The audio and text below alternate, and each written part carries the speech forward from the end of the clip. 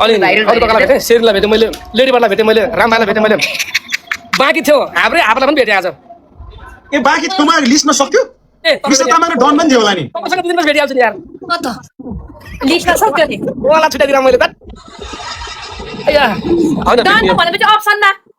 होइन भोलि भेटौँ भोलि म भोलि तर म कफी डेट ओए तामाङ भोलि तर म कफी डेट जाने भने हैन भोलि मेरो प्र्याक्टिकल छ के कफी डेट प्र्याक्टिकलमा के गर्ने सुई कसरी लाउने भन्नी what the means of this रुबिजी त्यस्तैहरू सिकाउनुहुन्छ मलाई भेट्दिन भयो वेलकम दादा अब खानेको लागि बस्ने म पराल भयो हामी पनि भेट्दिन खुब सेलिब्रिटीहरू आमा त्यही भने काइन भएको सेलिब्रिटी त्यही त भनेको त्यस्तो होइन 2 दिनपछि खानु भेट्ने पनि डन रिसाको हेर्नु न 2 दिन रिसाएर पनि कमेडी लाग्छ त यार जति रिसाए पनि कमेडी देखिन्छ यो लुती तर डन साँच्चै रियल लाइफमा लुती चाहिँ लुती सकाइ डन मेरो घर आइसकेछ लुती त लास्टै लुती हाब्रे पनि लास्टै पातल रहेछ यार त्यस्तो छ हाब्रे पनि ए के हो यो तामाङ भन्दा मोटी छ होला यो त गाइस सब होइन पातल छ अब डन त लास्टै यो त चिरपट डाल्दा जस्तो यस्तो के डन त्यस्तो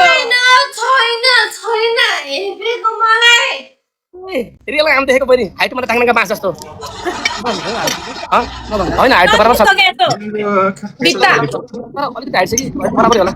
पातल चाहिँ साला डन त्यति अग्लो बाउन जस्तो नाक पनि यत्रो यति अग्लो यता कसको ओए मिस्टर तामाङ म बाउन जस्तो देखिन्छ न भोलि अझै तामाङ जस्तो देखिन्छ रुबिजी आम कस्तो देखिन्छ नाक ढोडे मैले मेरो साथीहरुले सोधे कोही मलाई त भोटिने बाउन जस्तो देखिन्छ भन्छ ओए तिमीहरुले मलाई तामाङ जस्तो देख्दैन भने कसले भनेको छ्याट त्यस्तो देख्दैन भन्छ थ्यांक यू सो मच धेरै जनाले फलो गरेर सबैको भिजा लाग्छ कसबाट मेरो त नोटिफिकेसन फलो मात्रै छ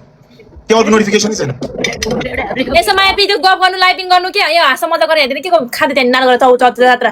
भनेको एरिस ल हाम्रो रोबिन ब्रदरलाई खुवाइदिनु जारे अब के आशीर्वाद दिँदा गाइस मलाई अर्को आशीर्वाद दिन आउँदैन अनि के खाएको हाब्रे के खाएको हाब्रे सुन्न ब्रदर यहाँ मैले मलाई फाइदा लाग्यो रिसाउने मान्छे कोही छ यसमा जब एक टाइम मैं अभी नेपाल में हूँ पहले मैं फिलिपिन्स में पनिशमेंट किन्होंने म थोड़ी न तामाङ जस्तो हिला खाउँदै बस्नु सपोर्टर भएर त तपाईहरुसँग गफ गर्न भनेको नहीं हुआ था आज तपाईहरुसँग गफ नगरेर कुसँग गफ गर्नु यो दिन चाहिँ अहिले भाइ त तर म कफी डेट जाने कि नजाने मायाको कुरा गर्ने कि नगर्ने एउटा स्टोरबाट कफी खाने कि नखाने खाने मलाई भेट्स धेरै चाहिएको छैन त्योहरु कन्दातिर जानुहुन्छ नि एकरी कमेन्ट गर्नलाई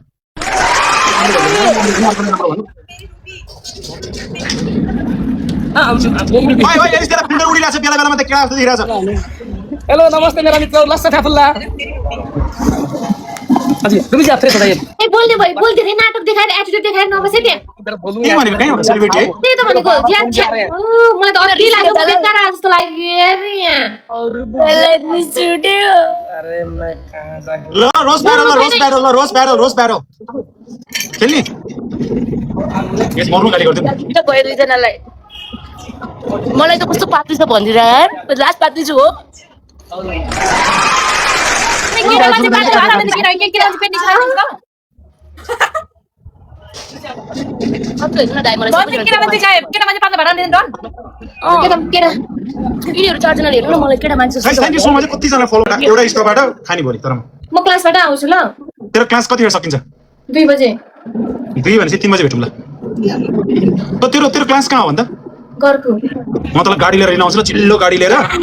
गाडीमा ल गाइस चाहिँ भ्लगमा आउँछ ल म भोलि तामाङ लिन जाँदैछु म भन्दै पुरा चिल्लो गाडीमा भोलि गाडी पनि धुर्दिनु पर्यो